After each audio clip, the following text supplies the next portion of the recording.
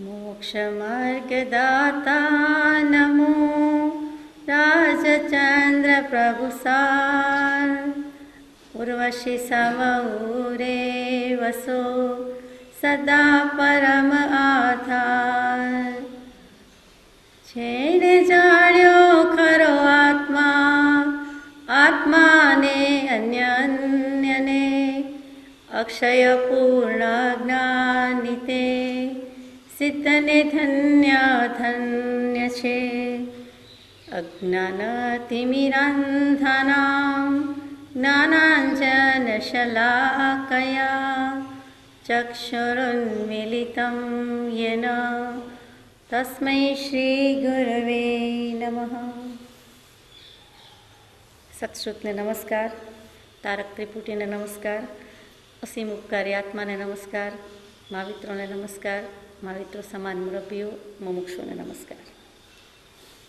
પરમ કૃપાળુ દેવ શ્રીમદ રાજચંદ્ર પ્રભુ પ્રણીત પત્રાંક 19 વચનામૃતજી પત્રાંક 19 700 મહાનીતિ અંતર્ગત નીતિ વચન 667 અયોગ્ય દાન ત્યાગું છું ત્યાં સુધી યથાશક્તિ વિચારણા કરી થોડું નહીં જેવું અધૂરું હતું। અયોગ્ય દાન શું? દ્રવ્ય ક્ષેત્ર કાળ ભાવ બધી રીતે અયોગ્ય દાન હોઈ શકે, અયોગ્ય પાત્ર હોઈ શકે। દાનના દૂષણ કયા છે? 5: અનાદર, વિલંબ, પરાંગમુખતા, કડવું વચન અને પશ્ચાતાપ। અનાદર, કોઈને આપીએ તો ખરા, દાન એટલે દેવાની ને આપવાની વાત છે, કંઈ પણ હોય, પણ તે વસ્તુ અથવા તે વ્યક્તિ પ્રત્યે કોઈ જ આદર ન હોય, કોઈકના વતી આપતા હોય, પરાણે આપતા હોય, ભાવ કર્યો હોય પણ આપતી વખતે એવો ભાવ ન રહ્યો હોય, વગેરે વગેરે, તો એ વખતે આદર નથી, પ્રેમ નથી, કોઈ જાતનું માન નથી, આપવાનો ભાવ પણ નથી, પણ જાણે કમિટ કર્યું હતું ને આપી દેવાનું છે, કહ્યું છે ને આપી દેવાનું છે, કોઈએ કહ્યું છે ને આપી દેવાનું છે, અથવા આપવું છે પણ ઠીક છે તો એના સામું જોવું નહીં, પ્રેમથી જોવું નહીં, લાગણીથી જોવું નહીં, ભાવથી જોવું નહીં, જોવું બીજી દિશામાં, હાથ બીજી દિશામાં અને મોં બીજી દિશામાં, ટૂંકમાં અવળી રીતે અયોગ્ય રીતે આપવું તે અનાદર છે, એ અયોગ્ય દાન છે। બીજું વિલંબ, આજે કહ્યું કે 5 લાખ રૂપિયા આપીશ, 500 રૂપિયા આપીશ, 50 રૂપિયા આપવાના છે, લખાવ્યા છે, વર્ષો વીતી જાય, આપે નહીં।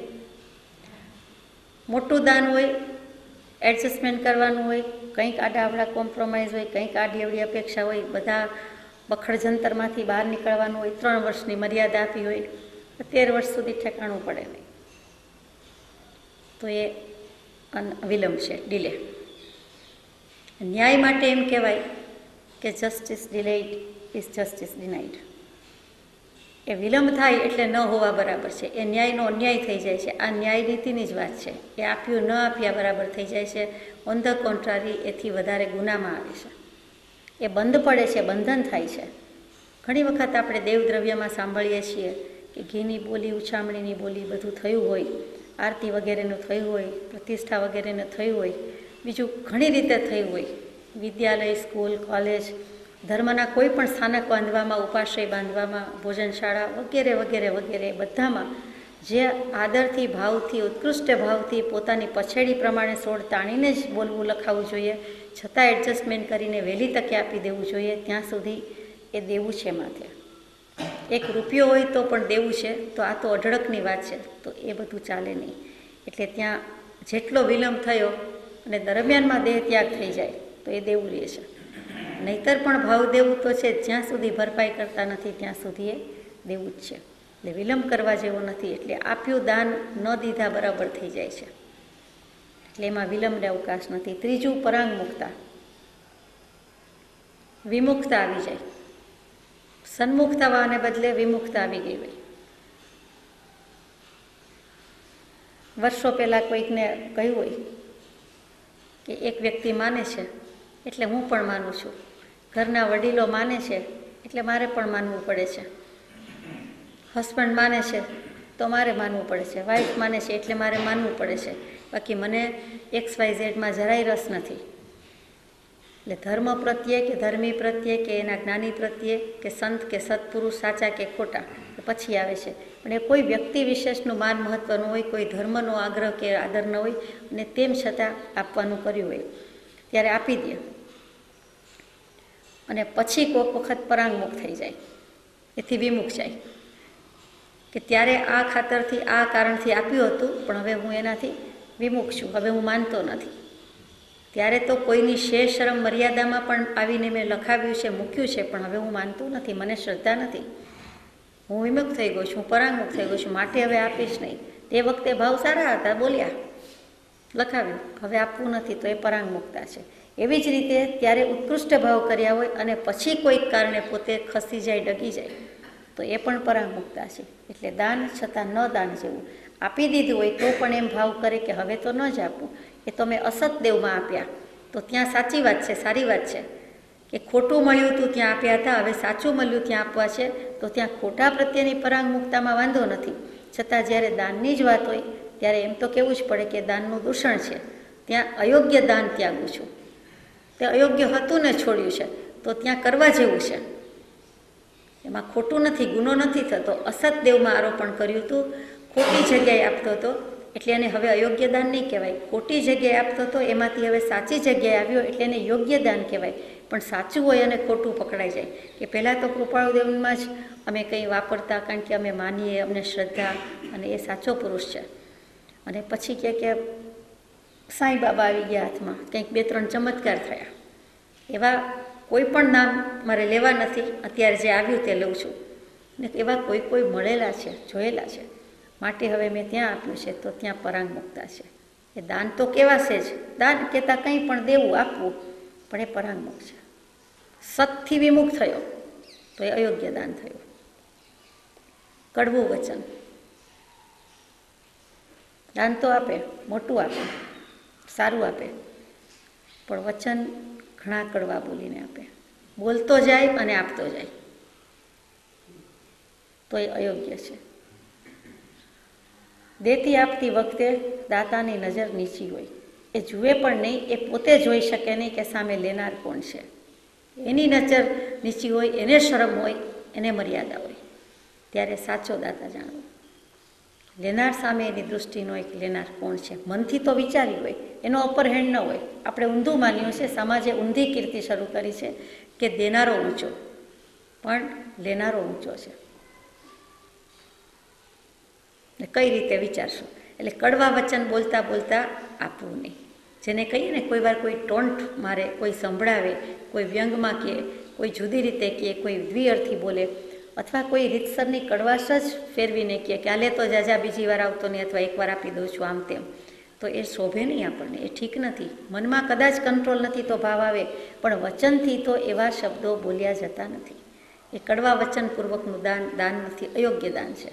અને છેલ્લું પશ્ચાતાપ. મેં કહ્યું તો આપવું પડે છે, but you don't deserve it. એમ પશ્ચાતાપ થાય છે પોતાને. એક તો કડવું વચન, અને પછી મેં વળી ક્યાં એવું કહ્યું કે લખ્યું કે બોલ્યા કે જે કંઈ હોય તે એને ખોટું કર્યું છે એવો ખેદ રહે છે, પશ્ચાતાપ થાય છે. એટલે કર્યા ઉપર પાણી ઢોળ કરી નાખીએ છીએ. આપે છે તો ખરા જ, એક વખત વચન આપ્યું, એક વખત કરાર કર્યો, એક વખત ભાવ કર્યો એટલે પૂરો કરે છે. મનમાં ભવ ભયનો ડર છે, ભવ ભ્રમણનો ડર છે, પણ પશ્ચાતાપપૂર્વક કરે છે કે મેં અફસોસ કરે છે, ખોટો અફસોસ કરે છે કે આ મેં ખોટું કર્યું, અહીં નહોતું કરવાનું, તો ત્યાં દીધા પછી પણ એ ધોવાઈ જાય છે, એ અયોગ્ય દાન થઈ જાય છે. માટે એ પણ કરવા યોગ્ય નથી. ઘણી પ્રેક્ટિકલ ઝીણી વાત આવતી જાય, પણ અત્યારે તો આપણે અહીંયા વિરામ કરીએ છીએ. નીતિ વચન 668, બુદ્ધિની વૃદ્ધિના નિયમો તજુ નહીં. શુદ્ધિની વૃત્તિ સાંભળ્યું હતું, કૃપાળુદેવ બુદ્ધિની વૃત્તિ લખે છે. બુદ્ધિનો વધારો બહાર પાડવાના જે કંઈ નિયમ છે, બુદ્ધિ વધારવાના જે કંઈ નિયમ છે તે છોડવું નહીં, તજવું નહીં. બુદ્ધિ વધારવાના નિયમ હોય, કૃપાળદેવે લખ્યા છે એટલે હોવા જ જોઈએ. બુદ્ધિ તો વધે જ છે ને. જન્મ્યા ત્યારે જે બુદ્ધિ હતી, બાળક બુદ્ધિમાંથી ધીમે ધીમે કહીએ કે તો એ વખતે બાળક બુદ્ધિ હતી. એટલે અત્યારે જાણે ઘણી બધી બુદ્ધિ આવી ગઈ હોય, પણ આપણે સમજી શકીએ છીએ કે ઉંમર વધતા, મોટા થતાં કેટલીક બુદ્ધિ આપોઆપ વધી જ જાય છે, આવી જ જાય છે. બુદ્ધિના કેટલા પ્રકાર? 4 પ્રકાર. ગુણ 8, પ્રકાર 4. એ 4 પ્રકારમાં ટૂંકમાં લઈ લઈએ: ઔત્પાતિકી, વૈનયિકી, કાર્મિકી અને પારિણામિકી. તો ઔત્પાતિકી બુદ્ધિમાં શું થાય? તો કે જે આશુ પ્રજ્ઞતા, હાજર જવાબીપણું, પૂર્વે કદી જોયું સાંભળ્યું ન હોય, વાંચ્યું ન હોય, છતાં બધું જ જ્ઞાનમાં ઝળકતું હોય અને એ પ્રમાણે જવાબ આપી શકે અથવા આવી શકે, અને છતાંય એમાં ક્યાંય અસતપણું ન હોય. સાંગો પાંગ હોય, યથા તથ્ય હોય, યથાર્થ હોય, અને એવું તો કેવળ જ્ઞાનીનું હોય, તો એને ઔત્પાતિકી બુદ્ધિ કહેવાય. ઔત્પાતિકી બુદ્ધિ ચરમસીમાએ પહોંચે ત્યારે એ કેવળ જ્ઞાન જ હોય. થોડી થોડી હોય ત્યારે લગોલગ કહેવાય, કેવળ જ્ઞાનની નજીકની કહેવાય, આશુ પ્રજ્ઞતા કહેવાય. પણ પછી છેલ્લે એ પરિણામ શેમાં પામે છે? તો કે કેવળ જ્ઞાનમાં પરિણામે છે. એ ઔત્પાતિકી બુદ્ધિ છે. અને કેવી હોય? એ વૃદ્ધિ ન થાય હોય, નહીંતર આપણે પહેલું કહીએ કે અમારે બીજું કાંઈ વાંચવું ભણવું નથી, ઔત્પાતિકી બુદ્ધિ શીખી જઈએ, તો કે સહજ છે, સ્વાભાવિક છે. અમુક દશા થતાં આપોઆપ પ્રગટે છે, આપોઆપ થાય છે. એમ કંઈ પ્રયાસ કરવાથી ઔત્પાતિકી બુદ્ધિ આવતી નથી. પરમ કૃપાળદેવ માટે પ્રસંગોમાં કહેવાયું છે કે એમને ઔત્પાતિકી બુદ્ધિ હતી. બીજી વૈનયિકી બુદ્ધિ, વિનય વડે ઉપજતી. ગુરુ આદિજનોનો મુરબ્બીઓ, ગુરુજન, મુખ્ય ગુરુજન કયા છે. બધા જ પ્રકારના ગુરુ આવી ગયા એમાં, જન્મથી મરણ સુધીના. અને પરમાર્થ પ્રમાણે તે સદગુરુ તો હોય જ, અને બીજા મુરબ્બીઓ, એ બધાનો વિનય કરવાથી જે બુદ્ધિ પ્રગટે છે તે વૈનયિકી બુદ્ધિ. એ પણ જેવી તેવી નથી. ઔત્પાતિકી પછી તરતની એ છે, કેમ કે વિનય મોટો ગુણ છે. વિનય મોક્ષ માર્ગમાં લઈ જાય છે. મોક્ષનું દ્વાર કયું છે? ધર્મનું તત્વ કયું છે? ધર્મનું મૂળ તત્વ કયું છે? માટે વૈનયિકી બુદ્ધિ. વિનય શબ્દમાં જ આવી ગયું કે વિનયતી અપનયતી કર્માણી. જે કોઈ બધા કર્મોને લઈ જાય છે, દૂર લઈ જાય છે, કર્મોથી દૂર લઈ જાય છે, તે વિનય. કર્મોથી દૂર, સંપૂર્ણપણે દૂર, તે મોક્ષ. એટલે વિનય શબ્દનો અર્થ જ મોક્ષ થઈ જાય. ને વિનય વડે તત્વની સિદ્ધિ છે એમ પાઠ લખ્યો છે, અને વિનયથી મોક્ષ પમાય છે. ત્રીજી બુદ્ધિ કાર્મિકી બુદ્ધિ, કર્મજા બુદ્ધિ. કાર્ય કરતા જઈએ, શીખતા જઈએ, આવડતું જાય. પ્રેક્ટિસ મેક્સ એ મેન પરફેક્ટ. એટલે આપણે જન્મ્યા ત્યારે કંઈ આવડતું નહોતું, ચાલતા બોલતા કંઈ આવડતું નહોતું, પણ ધીમે ધીમે શીખતા ગયા. એથી પણ વિશેષ કે જે કામ ન આવડે, જે વાંચતા ભણતા ન આવડે, એ ઘૂંટ્યા કરીએ, ગોખ્યા કરીએ, વાંચ્યા કરીએ, અભ્યાસ કર્યા કરીએ, અને અત્યાર સુધી અહીં સુધી પહોંચ્યા. તો એ કાર્મિકી બુદ્ધિ છે. અભ્યાસથી થતી બુદ્ધિ, પ્રેક્ટિસથી થતી બુદ્ધિ, કંઈ પણ કામ કરવાથી થતી બુદ્ધિ. અને છેલ્લી બુદ્ધિ છે તે પારિણામિકી બુદ્ધિ, પરિણામ. આપણે ઘણીવાર વ્યવહારમાં સાંભળીએ છીએ કે મોટા થઈએ એટલે બધું ધીમે ધીમે સમજાઈ જાય. ઉંમર થાય, ઉંમર લાયક થાય, થોડા મોટા થાય, મેચ્યોર્ડ થાય, એટલે અમુક બુદ્ધિ તો હોય જ, આવી જ જોઈએ. 16 સાન ને 20 વાન કે એવું કંઈક કે જે હોય તેમાં કંઈક ભૂલે હોય, પણ પરમાત્મા ભૂલ નથી. તો કે પરિણામિકી બુદ્ધિ. વયની સાથે જે મેચ્યોરિટી કયો, પુખ્તતા કયો, પ્રૌઢતા કયો, વિચારોનું પુખ્તપણું અને પ્રૌઢપણું, અને એમાંય ખાસ કરીને બુદ્ધિનું, એ પરિણામિકી બુદ્ધિ છે. આપણે ઘણીવાર વ્યવહારમાં કહીએ કે વયોવૃદ્ધ છે, ઘરડા છે, એમની પાસે અનુભવની દુનિયા છે, અનુભવનું જ્ઞાન છે, અને અનુભવ જ્ઞાન પાસે બધું નકામું, ભલે વ્યવહારના છે, તો ત્યાં એ પરિણામિકી બુદ્ધિ છે. અને જિંદગી આખીમાં આપણે જે કાંઈ કર્મો કર્યા એના ફળ એટલે રિઝલ્ટ જોતાં જોતાં, શુભાશુભ, સાચું ખોટું, હિતાહિત થતાં થતાં અનુભવે ઘણું જ શીખતા હોઈએ છીએ. તે બધું જ ઉંમર સાથે અને અનુભવ સાથે જે આવે તે પરિણામિકી બુદ્ધિ. એટલે ભગવાન કહે છે કે બુદ્ધિની વૃદ્ધિના નિયમો તજું નહીં, છોડી દઉં નહીં.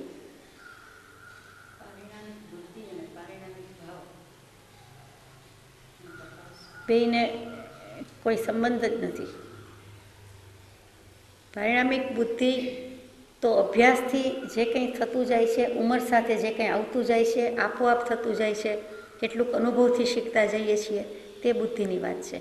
અને પરિણામિક ભાવ તો જીવનો પોતાનો અસાધારણ ભાવ છે. ઔપશમિક, પારિણામિક, સાૌપશમિક, ઔદયિક અને ક્ષાયિક. જીવસ્ય સ્વતત્વમ ઔદયિક પારિણામિક ઉચ્ચ, તત્વાર્થ સૂત્રનું બીજા અધ્યાયનું પહેલું સૂત્ર છે. અને બધાને સતત્વમ કહી દીધું. સ્વતત્વમ એટલે જીવના અસાધારણ ભાવ એમાં મૂક્યો છે. પારિણામિક ભાવ અને સ્વભાવ એ બધું સમજવા જેવું કે બેમાં શું ફેર, અથવા ક્યાં ફેર નથી, અથવા કઈ અપેક્ષાએ લેવો, આખો જુદો વિષય છે, લઈશું. પણ અત્યારે પારિણામિક બુદ્ધિ અને પારિણામિક ભાવમાં ઘણો ફરક છે.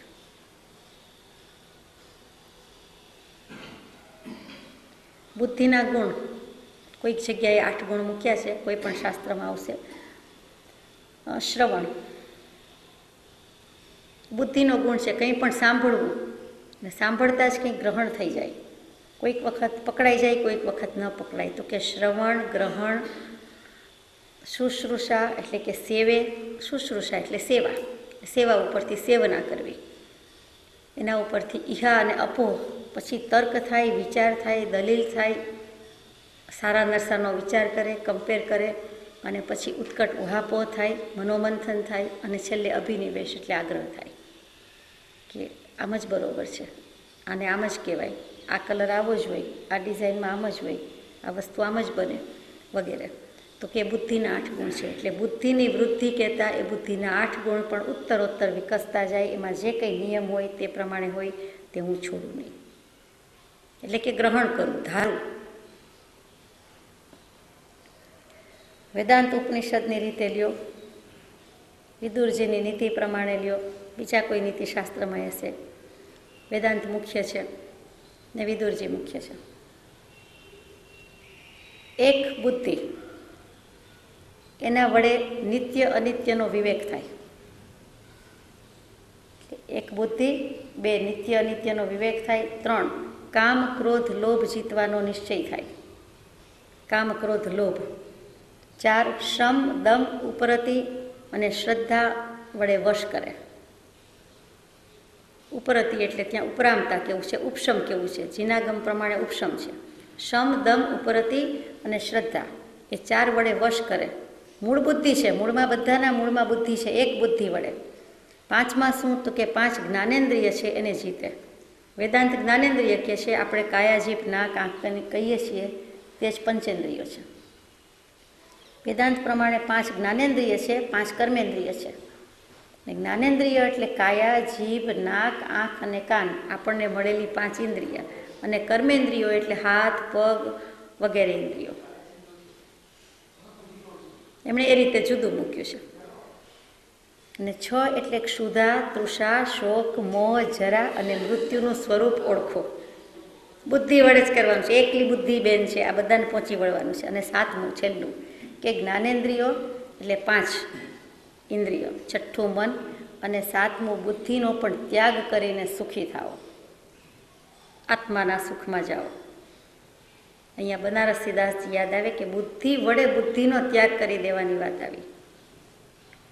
એક બુદ્ધિથી નિશ્ચય કરે, નિત્ય અનિત્યનો કરે, કામ ક્રોધ લોભ જીતે, શમદમ ઉપરથી શ્રદ્ધા વશ કરે, 5 ઇન્દ્રિયને જીતે, ક્ષુધા, તૃષા, શોક, દુઃખ, શોક, મોહ, જન્મ, જરા એ 6 પ્રકારની જે અંતઃકરણની ઉર્મી કહી છે એનું સ્વરૂપ ઓળખે. અને છેલ્લે શું કરવાનું? તો કે 7મો ભૂસાડ્યો, એકડે 2 મીંડા 100, 1 થી 99, 2 થી 99માં જુદા જુદા આંકડા આવે. છેલ્લે તો શું આવ્યું? તો કે એકડા ઉપર 2 મીંડા, બીજું કાંઈ નહીં. જાણે વચ્ચે નવું શીખવાનું જ નહોતું, 99 સુધી જવાનું જ નહોતું. મીંડા પહેલેથી મુકાવી દીધા હોય તો ક્લિયર થાય નહીં, સમજાય નહીં. 2 થી 99 શીખ્યા જાણ્યા વિના કંઈ 100નું સ્વરૂપ સમજાતું નથી, ભલે એકડો ગૂંટી લીધો છે. તો 5 જ્ઞાનેન્દ્રિયો અને 6ઠું મન અને 7મી બુદ્ધિનો ત્યાગ કરીને આત્માના આનંદ સુખમાં નિમગ્ન થાઓ. મજાનો શ્લોક છે. અને બનારસીદાસજી એ જ વસ્તુ એમ મૂકે છે, સંગ ત્યાગી, અંગ ત્યાગી, વચનતર અંગ ત્યાગી, મન ત્યાગી, બુદ્ધિ ત્યાગી, આપા શુદ્ધ કી ન હે. સર્વ પ્રકારના સંગનો છોડી દેવાનો ત્યાગ આવ્યો, સંગ ત્યાગી, અંગ ત્યાગી, પછી વચન તરંગ ત્યાગી, અંતરવાચાના બહિર્વાચાના તરંગ જાય, પછી મન ત્યાગી, કંઈક બાકી રહી જતું હોય તો સંકલ્પ વિકલ્પ, બહિર્વાચા અંતરવાચા જાય એટલે સંકલ્પ વિકલ્પ જાય જ, તેમ છતાં જુદો મૂક્યો. અને પછી મન ત્યાગી, પછી બુદ્ધિ ત્યાગી કે હજી ક્યાંક અંશ છપતરા જેટલું કંઈક છિલકા જેટલું બાકી રહી જતું હોય, છોતરા જેટલું, ફોતરા જેટલું, નહીં જેવું સત્વ વિનાનું, તો કે એ પણ જાય. પછી તો કે આપા શુદ્ધ કીનો હે, આત્મા શુદ્ધ કર્યો છે, આત્મા શુદ્ધ કર્યો છે. ટૂંકમાં બુદ્ધિની વૃદ્ધિના નિયમો ત્યજુની. નીતિ વચન 669. બુદ્ધિ વડે આત્માને શુદ્ધ કરો. હા, એવું થયું. બુદ્ધિની વૃદ્ધિ ચેક સુધી શુદ્ધિ થઈ જાય ત્યાં સુધી. જી, પછી શુદ્ધ એટલે જ સુખ ને, જે રહી જાય એમાં. 669. દાસત્વ ડેશ પરમ ડેશ લાભ ત્યાગું છું. દાસ શું? દાસ સેવક, નોકર, ચાકર ને ગુલામ. 4 શબ્દો યાદ આવે આપણને દાસ કહેતા. કાં નોકર યાદ આવે, કાં નોકર ચાકર બે યાદ આવે, કાં ત્રીજું સેવક યાદ આવે અને ચોથું ગુલામ યાદ આવે. કેમ કે વર્ષોના વર્ષો, યુગોના યુગો સુધી, જમાના સુધી ગુલામની પ્રથા હતી. આ 4 પ્રકાર તો એક જ છે, પણ આપણે આ 4 અર્થથી સમજીએ છીએ. એમાં શું કહ્યું છે? 2 રીતે સમજીએ. દાસત્વ, દાસપણું, પરમ અને લાભ ત્યાગું છું. એટલે હું દાસ થઈને કોઈનો લાભ લઉં એ પણ છોડું છું, અને જે પ્રકારે હું દાસ માનું છું એ પ્રકારે એનો પણ હું લાભ છોડું છું. એની પાસેથી પણ લાભ લેવાનું, ખોટે ખોટો લાભ લેવાનું, વધારે પડતો લાભ લેવાનું છોડું છું. બંને રીતે છોડાવવાનું વાત છે. મનુસ્મૃતિમાં 7 પ્રકારે દાસ મૂક્યા છે કે કેમ કહેવાય. તો કે યુદ્ધમાં જીતી આવ્યા હોય તે દાસ કહેવાય. શરણાગત કહીએ આપણે, પણ એણે હજી શરણાગતિ નથી લીધી એટલે એને શરણાગત નહીં કહેવાય. શબ્દ જુદો છે. યુદ્ધ થયું, લડાઈ થઈ, વિજય મેળવ્યો એટલે જે રાજા જીતી જાય છે તે બીજા રાજાના જે કોઈ માણસોને, પ્રજાને લઈ આવે છે, અથવા સૈનિક જે લડતા હોય એમાં જે કોઈ જીતાઈ ગયા એટલે લઈ આવે, તો એને એ ગુલામની જેમ રાખે, તે કેવું છે. યુદ્ધમાં જીતેલો. બીજું, ખાવા માટે, જમવા માટે રહેલો, કે ભૂખ્યા છે, કાંઈ મળતું નથી, અનાથ, અને પછી કે આટલું આટલું કામ કરજે, નોકર ચાકર તરીકે રહે, તને જમવાનું મળી રહેશે, ખાવું પીવું રહેવું મફત, ફ્રી, એમ કહે. તો ત્યાં નોકરીના અર્થમાં છે, પણ વધારે સેવકના, દાસના અર્થમાં છે. પછી દાસીથી જન્મેલો પણ દાસ કહેવાય. દાસી પુત્ર કહીએ, દાસપુત્ર કહીએ. પોતાના જ ઘરે કોઈ કામ કરતા હોય, નોકરાણી કયો કે દાસી કયો, અને એનાથી જન્મેલો હોય તો એને દાસ કહેવાય. ચોથું, વેચાતો લીધેલો. એ જમાનામાં માણસો પણ વેચવાની પ્રથા હતી, ગુલામ વેચવાની પ્રથા હતી, અથવા ગુલામ સિવાય પણ વેચવાની પ્રથા હતી. દત્તકની જેમ કે ચાલો આટલા લાખ, આટલા હજાર આમ કંઈ આપીશું અને અમને આપી દો, તો એ પણ એમાં આવી જાય. પછી દાનમાં મળેલો, ગિફ્ટ આપી જાય કે આને સાચવજો, મોટો કરજો કે મોટી કરજો, સાચવજો, આ તમને આપ્યું. દત્તકની રીતે હોય અને બીજી કોઈ રીતે પણ હોય, તો એ પણ દાસ કહેવાય. અને પેઢીથી ચાકરી કરતો, વર્ષોના વર્ષોથી બિઝનેસમાં, વ્યવસાયમાં, ઓફિસમાં જ્યાં પણ હોય, તો 3જી, 4થી, 5મી પેઢી તો બધા, ભલે ને પોતેય બદલાઈ ગયા અને સામી પેઢી બદલાઈ ગઈ, તો એ પણ બધા દાસ છે, નોકર છે. પોતે લીધેલા, શોધેલા નથી, ભલે 2-3 પેઢીથી ચાલી આવે છે, પણ પોતાની પેઢીએ પોતેય બદલાઈ ગયેલા છે, સામે પણ બદલાઈ ગયેલા છે, તો એ પણ આવી જાય.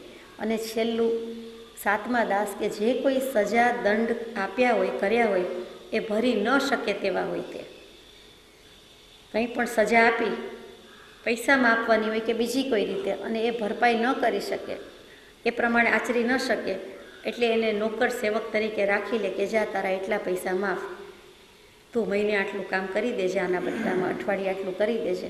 તો આ બધા દાસ કહેવાય.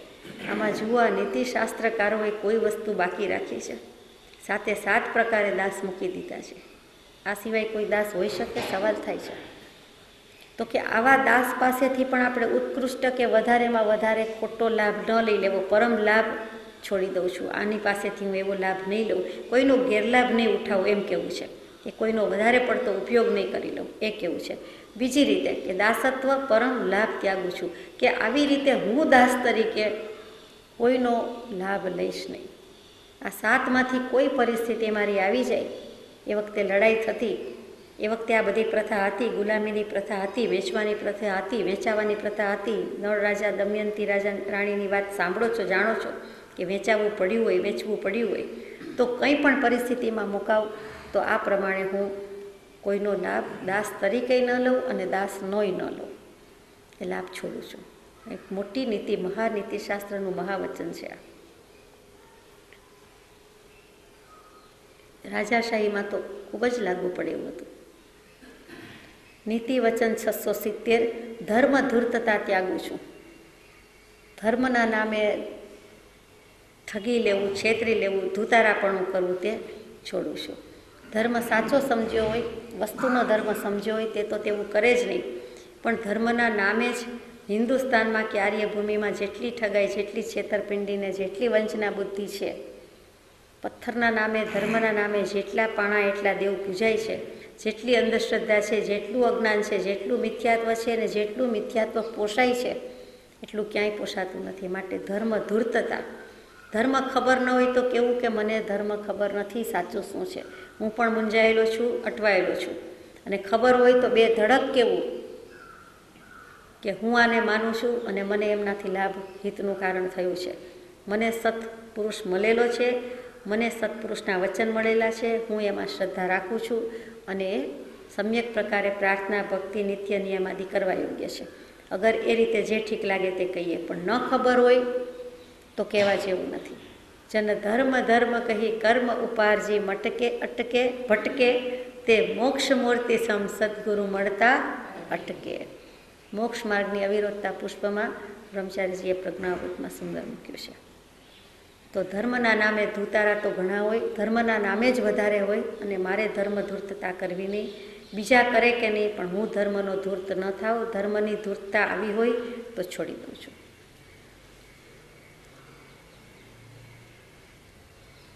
નીતિ વચન 671, માયાથી નિવર્તું છું.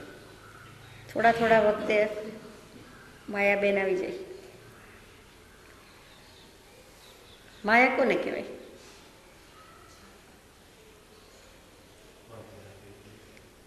મા વત્તા યા, મા નથી, યા જે નથી તે માયા.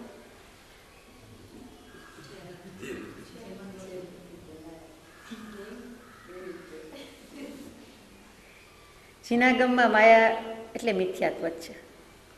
માયા એટલે માયા, કપટ કહીએ, તે છળ કહીએ, પ્રપંચ કહીએ, આવરણ કહીએ, બધું જ માયા છે. અને માયા જ્યારે ઘણા બહેનો બોલતા હોય છે કે માયા એવી છે ને, આ દીકરીની માયા એવી છે ને, કે આ દીકરાની માયા એવી છે ને, ત્યાં માયા એટલે મોહ ને મમતા, પ્રીતિ ને સ્નેહ. જેટલા સરવાળા ગુણાકાર કરો એક જ જવાબ આવે, બે અક્ષરમાં, મા ને યા. જે નથી તે, જે ખરેખર વસ્તુ તે રૂપે નથી છતાં માને છે તે માયા. 18 પાપસ્થાના કયા? આમ તો અનંત પ્રકારના જીવ અનંત પ્રકારે કર્મ બાંધે એટલે અનંત પ્રકારે પાપ થાય. એમાં 18 મુખ્ય પાપસ્થાના કયા, જે આપણે પ્રતિક્રમણમાં બોલીએ, આલોચનામાં બોલીએ અને એનાથી નિવર્તીએ છીએ, પ્રતિક્રમણ કરીએ છીએ. એ 18 પાપસ્થાનકમાં એક ખાસમાં ખાસ તે માયા. છેલ્લું મૂક્યું મિથ્યાત્વ અને માયા મોસમ, એટલે માયાને શલ્ય કહી દીધું. તે માયા અને મૃષા અને છેલ્લે મિથ્યાત્વ, એ બધા શલ્ય છે. શલ્ય એટલે શું? તો કે શૂળ, કાંટો. કાંટો જરાક જ વાગે, પણ જ્યાં સુધી નીકળે નહીં અથવા જ્યાં સુધી એની અસર હોય ત્યાં સુધી આપણી વૃત્તિ, ઉપયોગ બધી એમાં ને એમાં હોય. કોઈ કહે કે કાઢી લીધો છે, નજરે જોયો હોય કે નીકળી ગયો, તોય પણ એ જરાક અંશ હોય, મનમાં થયા જ કરે કે સેજ હજી અસર છે, સેજ એના સંસ્કાર રહી ગયા છે. એક થોડીક વાર રહ્યો હોય કે થોડીક કલાક કે થોડાક દિવસ, તો એ શલ્ય આપણને ભોંકાતું હોય, વાગતું હોય એવો ભાવ રહ્યા જ કરે છે. તો પછી મિથ્યાત્વ તો અનંતકાળથી રખડાવે, રજડાવે છે. આ માયા કપટ તો અનંતકાળથી છે, એ ભૂલી જવાય છે. આત્મા પોતે આત્મા સ્વરૂપે છે અને છતાં એને માનતો નથી. જાણનાર તે માન નહીં, કહીએ કેવું જ્ઞાન, એ માયા નથી, બીજું શું છે? આપણે જ કપટ કરી રહ્યા છીએ. અત્યારે જ બેઠા બેઠા જ્યાં સુધી આત્મભાવ નથી, હું આત્મા છું એમ પ્રતીતિપૂર્વક બોલાતું નથી, અનુભવપૂર્વક બોલાતું નથી, લક્ષપૂર્વક બોલાતું નથી, ઉપયોગ સહિત વર્તાતું નથી, તો ત્યાં જ કપટ છે, ત્યાં જ માયા છે. અને આ તો માયાનું સૂક્ષ્મ સ્વરૂપ, પણ ઉપર છેલ્લી જે મોટી મોટી માયા કહેવાય, સ્નેહ, પ્રીતિ, રાગના ગુણાકાર કર્યા છે, તે માયાથી પણ નિવડતા નથી, મિથ્યાત્વથી પણ નિવડતા નથી. તો એ બધી જ માયાથી કહે છે કે હું નિવડતું છું, એટલે પાછો ફરું છું, નિવૃત્તિ લઉં છું. જેનાથી પટંતર પામ્યા તેને સર્વસ્વ સમર્પણ કરતા અચકાશો નહીં, કૃપાળુનું વચન છે. જ્યાંથી કંઈક સદબોધ મળે, જ્યાંથી પટંતર, જ્યાંથી આપણું લાઈન ક્લિયર થઈ ગઈ, અનાદિકાળથી ભૂલેલા હતા અને કંઈક રસ્તે ચડ્યા, કંઈક સન્માર્ગ મળ્યો, કંઈક પ્રતીતિ આવી, તો તેને સર્વસ્વ અર્પણ કરતાં અટકશો નહીં. નીતિ વચન 672. પાપ મુક્ત મનોરથ સ્મૃત કરું છું. પાપ મુક્ત, પાપયુક્ત નહીં, પાપ મુક્ત મનોરથ સ્મૃત કરું છું. પાપ મુક્ત એટલે શું? જેમાં પાપ નથી તે પાપથી છૂટેલો, એવું તો શું છે? નિર્દોષ. પાપ મુક્ત એટલે નિર્દોષ, એમાં દોષ નથી, દૂષણ નથી, કલુષિતતા નથી, અપરાધ નથી, પાપ નથી. એટલે નિર્દોષ મનોરથ યાદ કરું છું, સ્મૃત કરું છું. ભૂલી ગયા હોય તો યાદ કરું છું, અને યાદ હોય તો સ્મૃત એટલે એ વખતે પણ યાદ કરું છું. મનમાં યાદ છે એમ નહીં, ત્યારે પણ યાદ કરું છું. એવું શું છે નિર્દોષ મનોરથ?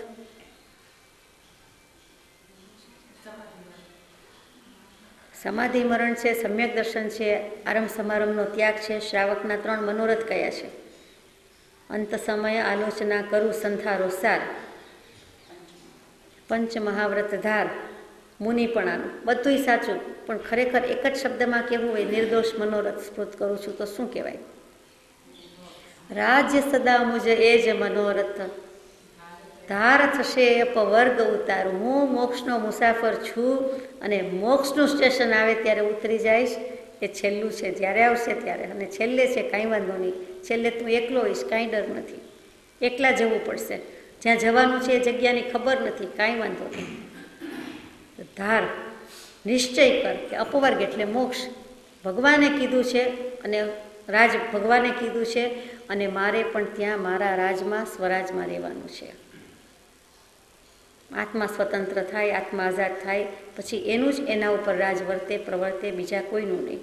સંપૂર્ણપણે એનું રાજ વર્તે.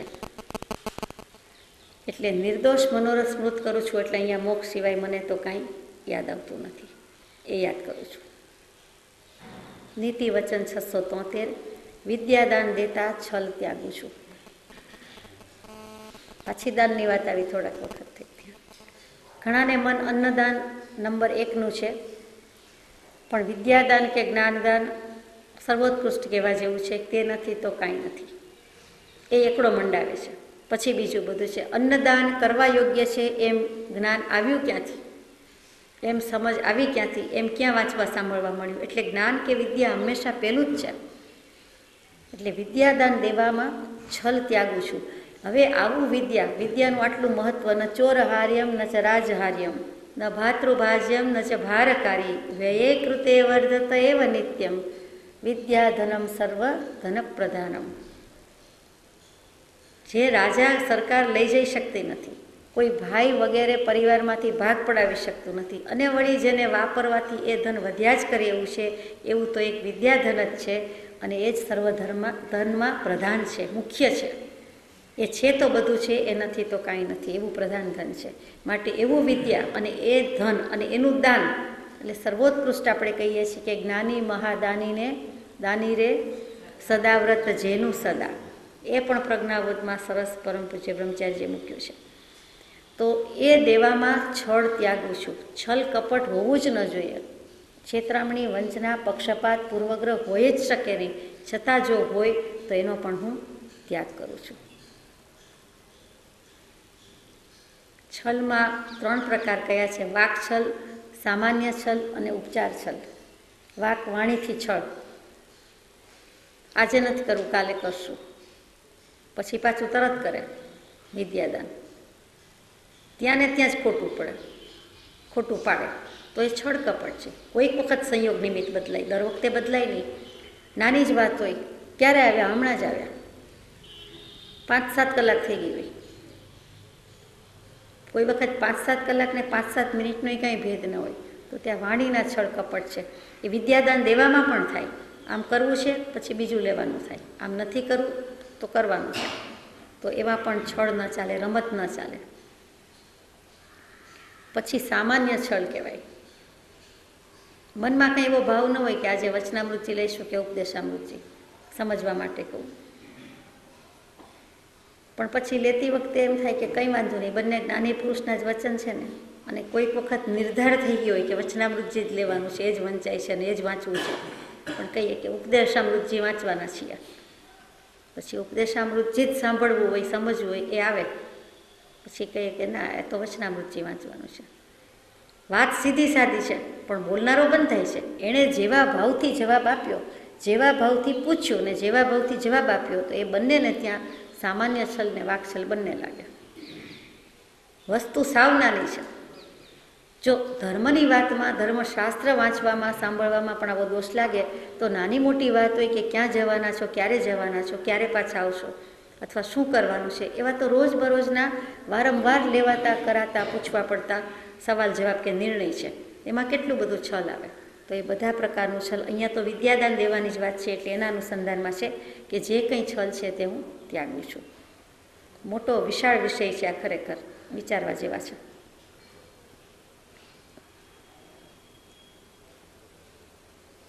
ફરીથી કહી દઉં કે અન્નદાન ઊંચું કે વિદ્યાદાન ઊંચું? ચોક્કસ માનો. તે બધા સાધર્મિક વાત્સલ્ય ને એમાં બધામાં બહુ વાપરે. અહીંયાની પણ બધે આમ લાખોની રકમ હોય, લાખ જમનારા હોય ને લાખોની રકમ હોય જમાડનારા, તો કેમ એવું? જો વિદ્યાધન વધારે હોય તો બધા અન્નમાં શું કામ વધારે માને છે? તો કે અન્નદાનથી પુણ્ય કમાવાય છે. એ જીવને ખબર નહીં અનાદિકાળનો સંસ્કાર કે આભવના સંસ્કાર કે કુળના સંસ્કારથી ગોખાઈ ગયું છે કે કોઈને જમાડતા પુણ્ય થાય. એટલે પુણ્ય જોઈતું નથી એટલે કોઈને જમાડવા નહીં એમ કહેવાનો આશય નથી. હા, પણ પુણ્યનો કાંઈક એને ભાવ વધારે હોય છે, એટલે અન્નદાનનો મહિમા એને વધારે સમજાય છે. ભલે સમજાય, પણ અન્નદાન કરતાં વિદ્યાદાન વિશેષ છે. કારણ કે અન્ન તો થોડાક સમય માટે ક્ષુધાનું શમન કરે છે, ભૂખનું શમન કરે છે. પેટમાં જાય છે અને ટંક બે ટંક સારું લાગે છે, એક બે દિવસ સારું લાગે છે. પણ વિદ્યાદાન કે જ્ઞાનદાન છે એ તો આભવ અને પરભવ અને ભવોભવ સુધી એ સંસ્કાર જાગૃત રાખે છે અને જ્ઞાન કરાવે છે અને છેક સુધીનો માર્ગ મૂકી દે છે. માટે જ્ઞાનદાનનો વિશેષ મહિમા છે. જ્ઞાનદાન આપ્યું ક્યારે કહેવાય? આપ્યું ક્યારે કહેવાય? કયા પ્રકારે? સવાલ સરસ છે. આપણને જ્ઞાન ઉપજે અને કોઈને કાંઈ કહીએ, આપીએ, તો એ જ્ઞાનદાન કહેવાય. સ્વચ્છંદ ના કહેવાય? આપણને જ્ઞાન ઉપજ્યું હોય તો કયું જ્ઞાન? આત્મજ્ઞાન. એક એ વસ્તુ થઈ. બીજું, સ્વચ્છંદ હોય તો આત્મજ્ઞાન થાય જ નહીં. બીજું કે જ્ઞાન માટેનું દાન, પુસ્તક છપાવવાનું હોય. એવી રીતે કોઈ ધાર્મિક સ્થાનમાં પુસ્તકાલય માનો કે હોય અથવા થવાનું હોય, તો એ બધું જ્ઞાન ખાતામાં જાય ને, જ્ઞાન ખાતે જાય. પછી પુસ્તક ઇટ સેલ્ફ હોય તોય ભલે, શાસ્ત્ર હોય તોય ભલે, અને એ જ્યાં સાચવવાનું છે, રાખવાનું છે, એવા કબાટ કેબિનેટ્સ હોય તોય ભલે, અને એ જે મકાનમાં રહેવાનું છે ચાર દિવાલ વચ્ચે તે હોય તોય ભલે, પછી કોઈ પણ પ્રકારે હોય. જ્ઞાન જેના પર સ્થાપીએ છીએ તે સાપડા હોય, ઠવણી હોય, તો એ પણ નાના પ્રકારનું જ્ઞાનદાન છે. જ્ઞાનના ઉપકરણનું દાન છે, જ્ઞાનનું સાધન છે, પણ આ બધું જ્ઞાનદાનમાં આવે. અહીંયા તો કોઈ શીખડાવતું હોય એવા અર્થમાં લખ્યું હશે કે જ્ઞાનદાન દેતા છલ ત્યાગું છું, એમાં છળ કપટ નહીં. બીજાને કહી દે કે કાંઈક કહેવા લખાવાની જરૂર નથી, પોતે જ્ઞાનદાનમાં ઘણી મોટી રકમ આપે, પણ બીજાને એમ કહે કે એવી કાંઈ જરૂર નથી, એના કરતાં આમ કરીએ તો સારું, બીજું કરીએ તો સારું, તો ત્યાં અંશે છળ રહેલું છે.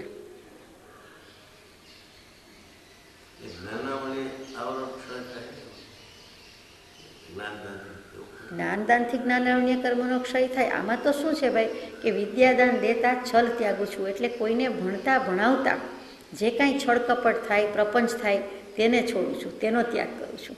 નથી ભણાવવું, નથી શીખડાવવું, નથી જવાબ આપવો, તો ત્યાં વિદ્યાદાન દેવામાં છળ કપટ કર્યું કહેવાય. કોઈ પણ આશયથી ન કહો. મૂડ ન હોય તો કહી દેવું જોઈએ. એવું કરાય જ નહીં કે આજે મૂડ નથી, ફરી કોઈ વાર. આજે આપને ઉતાવળ છે, મારે ઉતાવળ છે. આપને સમય નથી, મારે સમય નથી.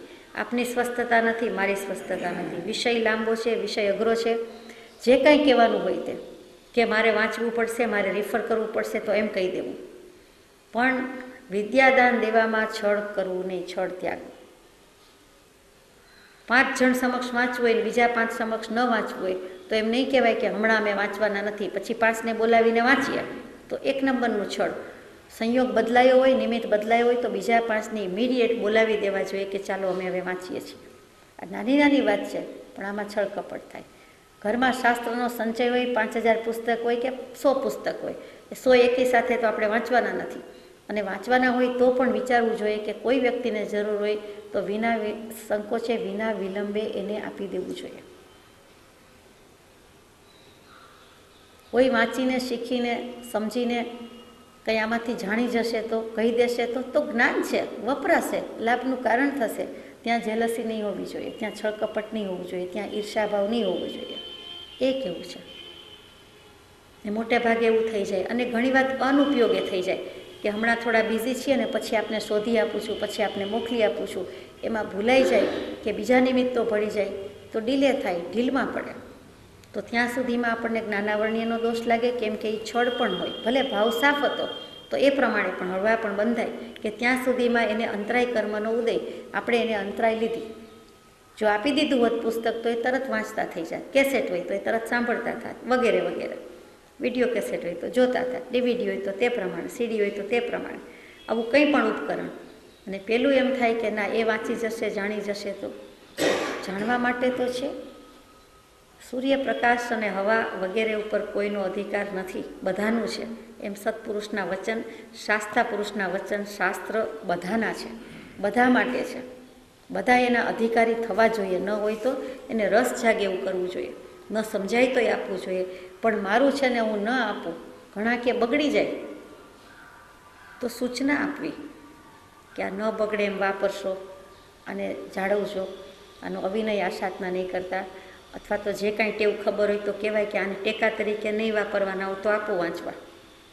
એમ કોઈ પણ રીતે સમજી વિચારીને કહીને, પણ સૂચના આપીને, નિખાલસતાથી કહીને પણ આપવું જોઈએ. છળકપટ ન ચાલે. નીતિ વચન 674. સંતને સંકટ આપવું નહીં. સંતને સંકટ આપવું નહીં. ખબર પડે તો ના આપીએ, પણ નહીંતર તો આપણાથી અપાઈ જ જાય ને. તો કે સંકટ આપવાનો, દુઃખ પહોંચાડવાનો, પીડા પહોંચાડવાનો આપણો કોઈ પણ જીવ પ્રત્યે આશય જ ન હોવો જોઈએ. આપણને નાનામાં નાના જંતુ, નિરપરાધી જંતુની પણ એમ થાય છે કે ક્ષમા માગીએ છીએ, અથવા એને પણ ક્યાંય હાનિ ન પહોંચવાડી જોઈએ, એનું અંતઃકરણ ન દુભાવવું જોઈએ, એનો પ્રાણત્યાગ ન થવો જોઈએ. તો પછી સંત જેવા સંત હોય તો એનું કાંઈ આપણે અંતઃકરણ દુભાવીએ કે એને થોડું સંકટ આપીએ, એને કંઈ દુઃખ આપીએ? તેમ છતાં લખવું પડ્યું છે એટલે એવું થતું હશે. સંત કોણ? જેને સત પ્રાપ્ત છે તે સંત. સત એટલે એ પુરુષ સાચો થયો છે, આત્મભાન થયેલું છે, આત્મા પ્રાપ્ત કર્યો છે, આત્મ સ્વરૂપની પ્રાપ્તિ છે, ધર્મની પ્રાપ્તિ છે, આત્મ સાક્ષાત્કાર છે. જે શબ્દ થયો તે તો સંત. ગમે તેને આજ તો બધા ગામે ગામ, ગલીએ ગલીએ સંત કહે તે સંત છે? જરાય નથી.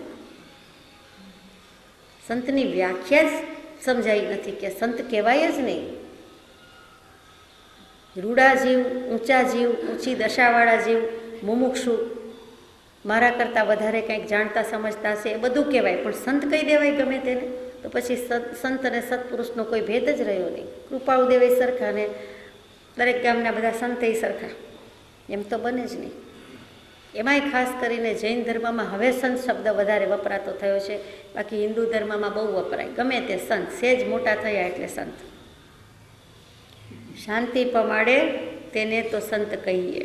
એક મજાનું સ્તવન પદ વર્ષોના વર્ષો પહેલાં લખાયેલું છે કે એનો સ્વભાવ જ પોતે સૌમ્ય સુશીલ હોય અને બીજાને ધર્મના કારણે, વચનના કારણે, કોઈને કોઈ કારણે એ શાંતિ પમાડે. એનું મોટામાં મોટું બધા લક્ષણના સાર સમૂહ એક જ વચન, તે શાંતિ પમાડે તેને સંત કહીએ.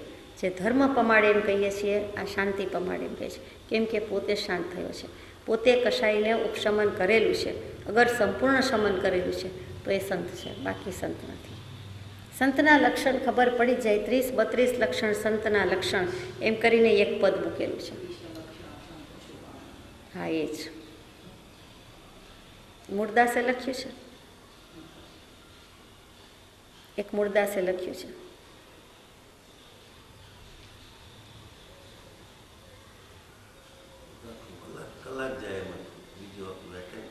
સંતની વ્યાખ્યા. સંતપણું દુર્લભ છે, સંતપણું અતિ અતિ દુર્લભ છે. કૃપાળુ કે એમનું વચન છે. હાથનોંધમાં મુકાયેલું છે સંતપણું દુર્લભ, સંતપણું અતિ દુર્લભ, અને એક સંત મળ્યા પછી બીજા સંતનું મળવું દુર્લભ છે. એટલે સંતને સંત મળવાય મુશ્કેલ છે. તો આજે તો સંતોની મીટિંગ થાય, કેવી રીતે હોય? સંતોના મેળાપ, ઢાક મેળાપ જેવા.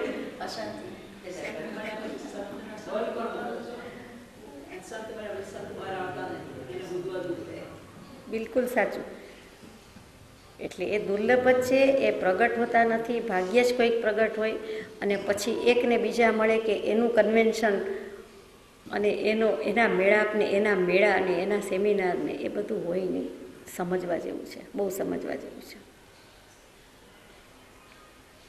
નીતિવચન 675, અજાણ્યાને રસ્તો બતાવો તો સંત બતાવે. આપણે શું?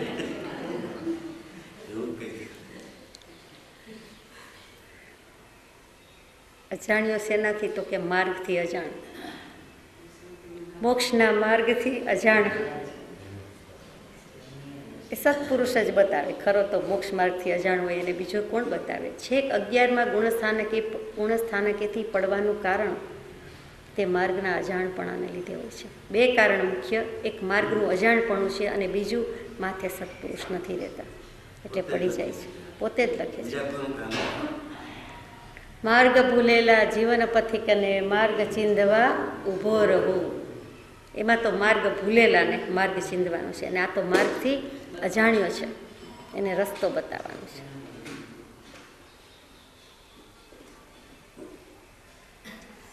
નીતિવચન 676, 2 ભાવ રાખવું નહીં.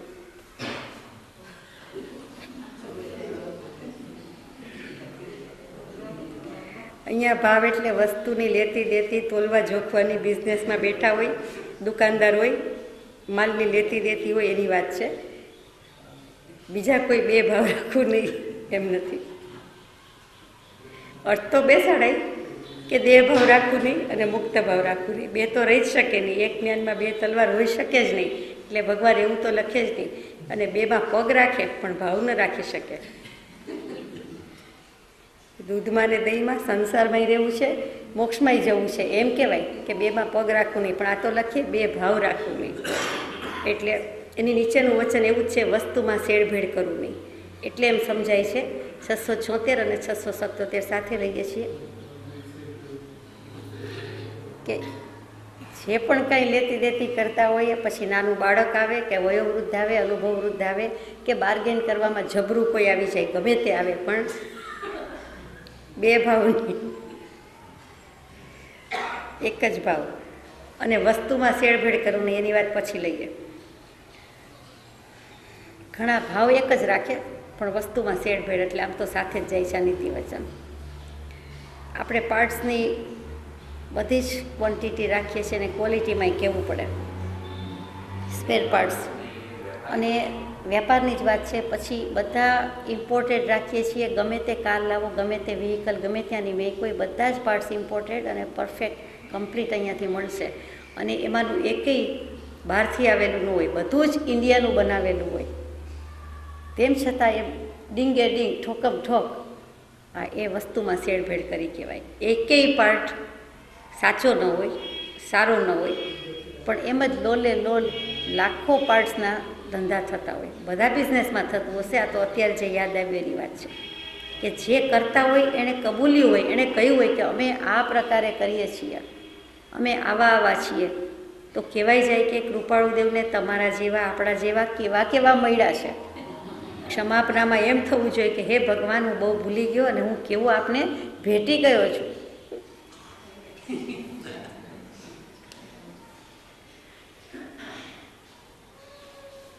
પત્રાંક 496 વાંચીએ. મારે કાંઈ કહેવું નથી. આપને એમ થાય કે હું ઘરનું કહું છું, હું ઘરનું નથી કહેતી. એને પત્રાંક 496 શેનો હશે આપ સમજી ગયા છો, વ્યવહાર શ્રુતિનો.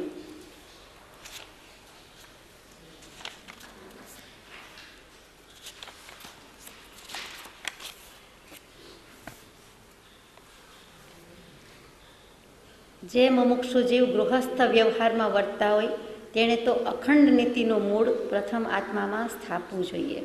નહીં તો ઉપદેશ આદિનું નિષ્ફળપણું થાય છે. જે મુમુક્ષુ જીવ ગૃહસ્થ વ્યવહારમાં વર્તતા હોય આપણને લાગુ પડે છે. તેણે તો અખંડ નીતિનું મૂળ પ્રથમ આત્મામાં સ્થાપવું જોઈએ. અખંડ નીતિ, થોડોક વર્ષ ચાલે ને થોડોક વખત નહીં, એમ નહીં તો ઉપદેશ આદિનું નિષ્ફળપણું થાય છે. પછી નીતિની વ્યાખ્યા કહી કે દ્રવ્યાદિ સંપન્ન કરવામાં, ઉત્પન્ન કરવા આદિમાં સાંગોપાંગ ન્યાય સંપન્ન રહેવું તેનું નામ નીતિ છે. નીતિની આપણે વ્યાખ્યા શું કામ કરવી જોઈએ? દ્રવ્ય વગેરે ઉત્પન્ન કરવામાં સાંગોપાંગ ન્યાય સંપન્ન રહેવું. સાંગોપાંગ કરીને બધું જ લઈ લીધું. એ નીતિ મુક્તા પ્રાણ જાય એવી દશા આવીએ ત્યાગ વૈરાગ્ય ખરા સ્વરૂપમાં પ્રગટે છે અને તે જ જીવને સત્પુરુષના વચનનું તથા આજ્ઞા ધર્મનું અદ્ભુત સામર્થ્ય, મહાત્મ્ય અને રહસ્ય સમજાય છે. પછીનો એક પેરેગ્રાફ છે.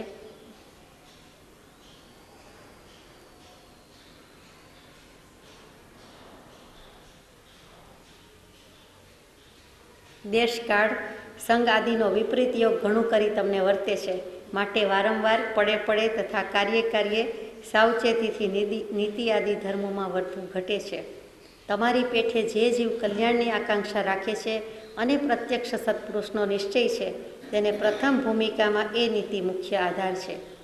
જે જીવ સત્પુરુષનો નિશ્ચય થયો છે માને છે, તેને વિશે ઉપર કહી તે નીતિનું જો બળવાણપણું ન હોય અને કલ્યાણની યાચના કરે તથા વાર્તા કરે તો એ નિશ્ચય માત્ર સત્પુરુષને વંચવા બરોબર છે. જો કે સત્પુરુષ તો નિરાકાંક્ષી છે, એટલે તેને છેતરાવાપણું કંઈ છે નહીં, પણ એવા પ્રકારે પ્રવર્તતા જીવ તે અપરાધ યોગ્ય થાય છે. આ વાત વારંવાર તમારે તથા સમાગમ નિષ્ઠા હોય તે મુમુક્ષુઓને લક્ષ્ય કર્તવ્ય છે. કઠણ વાત છે માટે ન બને એ કલ્પના મુમુક્ષુને અહિતકારી છે અને છોડી દેવા યોગ્ય છે.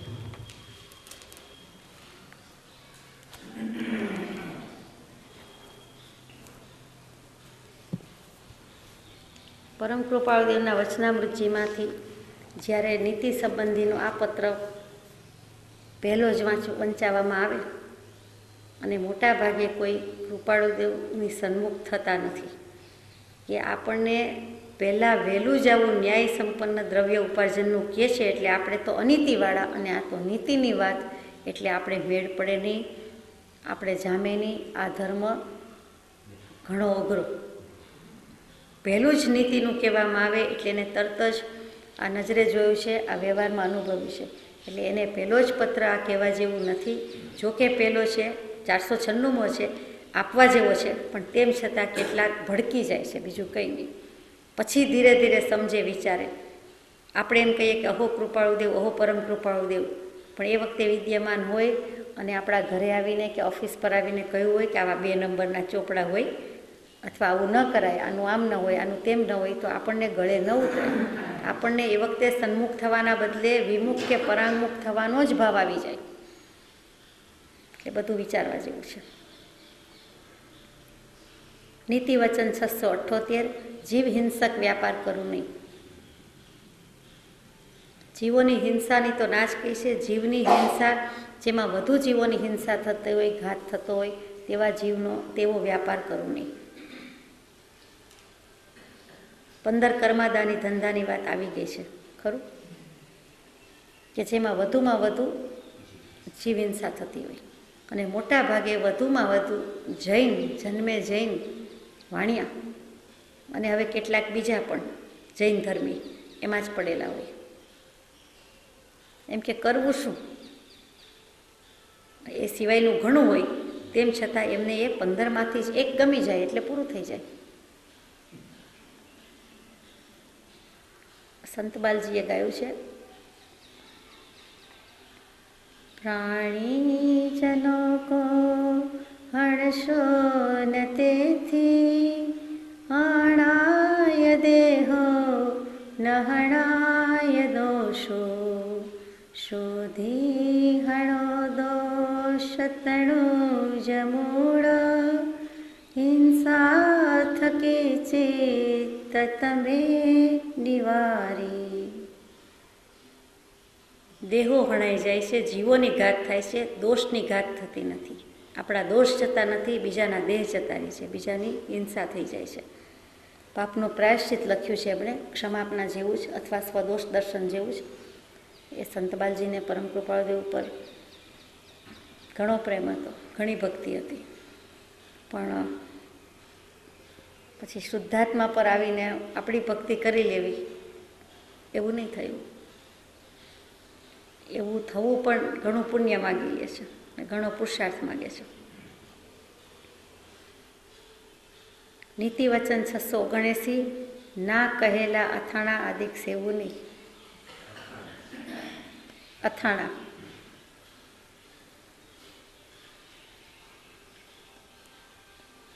હું તો અથાણાનો આવો અર્થ કરું, ભાણામાં જેને સ્થાન ન અપાય તે અથાણા.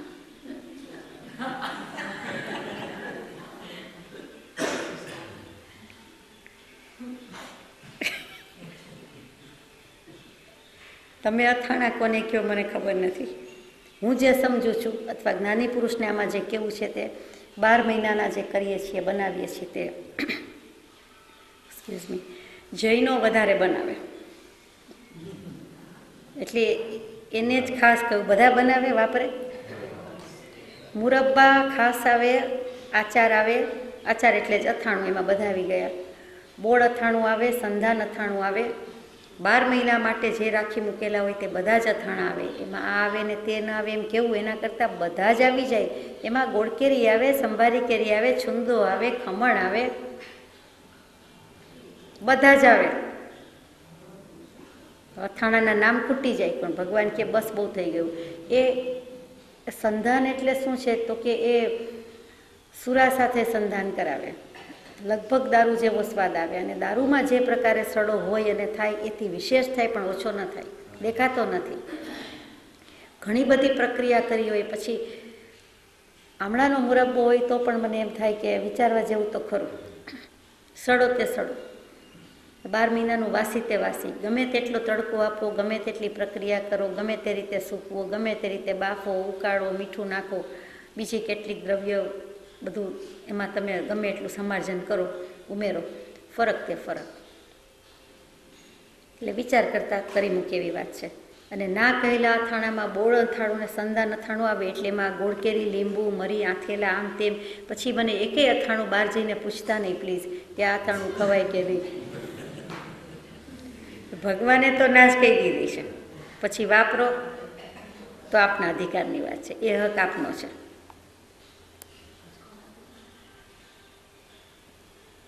શું ફેર પડે છે અથાણા ખાઈએ કે ન ખાઈએ? આમાંથી મોટા ભાગના તો આરોગતા જ નથી. આ તો વાણિયાને કીધું છે. કેટલાકને અથાણા સિવાય થાળી પીરસેલી લાગે નહીં, રાહ જુએ કે કંઈક બાકી છે, કંઈક બાકી છે. આમાં હું કચુંબર, સલાડ, વનસ્પતિ કાયના જીવોની હિંસા જ છે, છતાં રોજબરોજના હોવાથી એની વાત નથી કરતી. એને ભગવાને અથાણા નથી કહ્યા, એને જુદા ગણ્યા છે. બીજી રીતે આપણને કહે છે. અત્યારે અથાણાની વાત એટલે જે 12 મહિના કે વધુ સમય, કદાચ 1 મહિનો કોઈ રાખીને વાપરીને કરતું હશે, તો એ પણ અથાણું તે અથાણું. તમે માનો છો કે આથેલા લીંબુ થોડાક દિવસે સારા રહે, એ વાતમાં માલ છે. જે ફંગસ ફૂગ થઈ હોય એને એસાઇડ કરીને લોકો પ્રેમથી આરોગી લે, એ કઈ રીત છે? એવી જ રીતે આથેલા મરી એમ સારા રહેતા હશે? બને? બહેનોને તો ખબર છે, ભાઈઓ તો રસોડામાં જાય નહીં ને હાથેથી કરે નહીં. કરે તો ખબર પડે કે આવું આપણે ખાઈએ છીએ, કે આનો આપણે સ્વાદ રાખ્યો છે. બહેનોને તો મોંનો અંચળો છૂટી જ જાય કે જોયું હોય નજરે, પણ કંઈ ખાવા યોગ્ય નથી. આવું તો ખવાય જ નહીં. અને કેટલાકના ઘરમાં, ખાસ કરીને સૌરાષ્ટ્રના, કાઠિયાવાડના દરેક ઘરમાં ઓછામાં ઓછા આવા 8-10 અથાણાના, મોટી મોટી સાઇઝ નહીં, 8-10 બરણી ન હોય ત્યાં સુધી એ ઘર નહીં કહેવાય. આટલો આરંભ સમારંભ, શાક ન મળતું હોય, ન પોષાતું હોય તો અથાણાની કોકે છૂટ લીધી હોય. અત્યારે એ તો વધારાનું જ થયું. શાક તો એટલા જ હોય, સલાડ એટલા જ હોય, ઉપરથી આટલા અથાણા હોય, અને ન હોય તો એમ થાય કે સમથિંગ ઇઝ મિસિંગ. ભેગું લઈ જાય ટ્રાવેલમાં અથાણું. ટૂંકમાં વાપરવા યોગ્ય નથી. અભક્ષ્ય કહી દીધેલું છે અમુક અપેક્ષાએ તો. 22 અભક્ષ્યમાં નથી, અનંતકાયમાં નથી. અહીંયા આપણે પૂરું કરીએ છીએ સહજાત્મ સ્વરૂપ.